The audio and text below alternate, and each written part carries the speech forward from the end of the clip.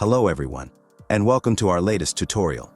In today's brief guide, we'll tackle a common issue with OBS Studio, how to fix NVENC error, init encoder H, unsupported device. You're in the right place. We've got an easy solution to resolve this. Let's start by open your OBS Studio first, then head to Settings on bottom right corner, click on Output menu, change output mode to Advanced, choose Streaming tab. At Video Encoder, choose X264. Now at Recording tab, at Type, choose Standard. At Video Encoder, choose X264. Hit Apply, then hit OK. Back to Output mode, choose Simple. From here, head to Streaming tab. At Video Encoder, choose Software X264, then head to Recording tab.